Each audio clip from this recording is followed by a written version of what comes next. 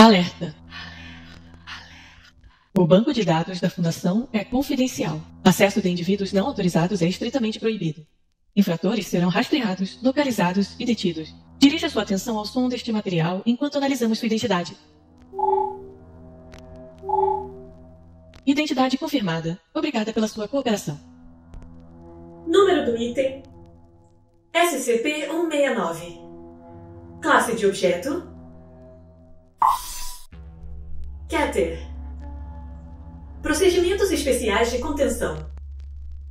Devido ao seu tamanho, o SCP-169 não pode e quase certamente jamais será contido. Nenhuma estrutura na Terra é suficientemente grande ou forte para contê-lo. A localização do SCP-169 não é conhecida com precisão, mas os satélites de imagem e análises de excentricidade na órbita da Terra sugerem que o SCP-169 está localizado no Oceano Atlântico Sul, possivelmente se estendendo ao redor da ponta da América do Sul. Ver adendo 020. Qualquer filmagem de satélite que mostre alguma mudança nas massas terrestres produzida pelo SCP-169 deve ser excisada e destruída por agentes infiltrados.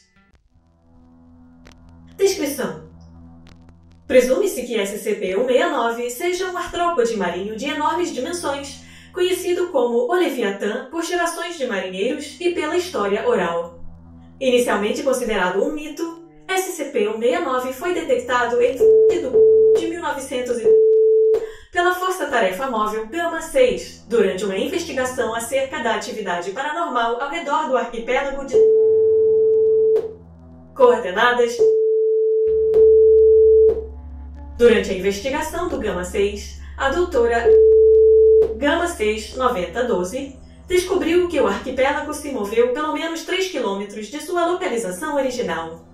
Embora inicialmente a doutora acreditasse que este movimento se devesse a uma deriva continental anormalmente rápida, uma missão de reconhecimento realizada pelo USS revelou que o arquipélago era uma protuberância de placas semelhantes à rocha, cobrindo uma enorme massa orgânica. A Fundação foi trazida imediatamente para iniciar o gerenciamento de ameaças. Dr. e Dr. Gama 60421 estimam que o comprimento do corpo do SCP-169 esteja entre 2.000 e 8.000 km. Acredita-se que a criatura já exista desde a era pré-cambriana. Nenhum outro espécime foi avistado. Quase nada é conhecido sobre os hábitos do SCP-169, tais como suas capacidades reprodutivas, se existirem, fonte de alimento e área de nidificação, se houver. A pesquisa sobre o SCP-169 está pendente de aprovação. Embora reivindicado pelo em 1700, o arquipélago conhecido como Ilhas de não esteve habitado em qualquer momento da história recente. Ao ser entregue à Fundação, a presença foi evacuada sob o pretexto da elevação do nível do mar. Embora o arquipélago tenha permanecido acima do nível do mar por vários milênios, qualquer mudança de profundidade pelo SCP-169 poderia resultar no desaparecimento de todo o arquipélago. O SCP-169 move-se lentamente, menos de 1 km por semana, mas parece estar apenas à deriva. Seu método de propulsão é desconhecido. Tremores sísmicos regulares parecem indicar respiração a cada 3 meses, causando pequenos deslocamentos no terreno das ilhas, sugerindo que a criatura provavelmente está adormecida. Supressão de informações. O USS foi afundado, com a permissão do governo americano, com toda a tripulação a bordo, imediatamente após a descoberta do SCP-169.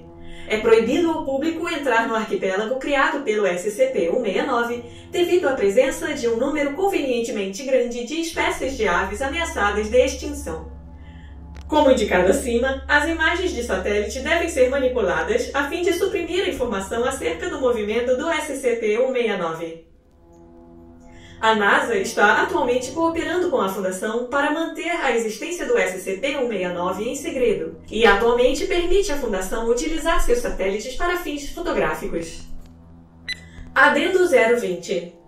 Em 1990, a Administração Nacional Nacional Oceânica e Atmosférica, uma agência científica norte-americana não afiliada e não ciente da existência da fundação, detectou um som subaquático de ultra baixa frequência, emanando de cerca de graus sul e graus oeste, aproximadamente quilômetros da costa sudoeste da América do Sul.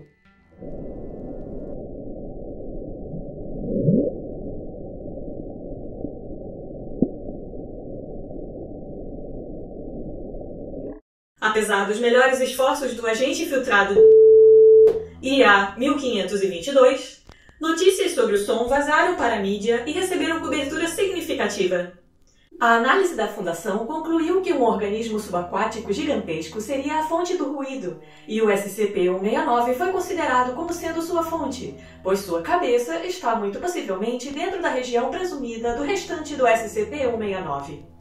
O som confirma a hipótese do Gamma-60421 de que o SCP-169 tem dimensões colossais. Esforços subsequentes de equipes científicas ou civis para determinar a fonte do ruído devem ser interrompidos por quaisquer meios necessários.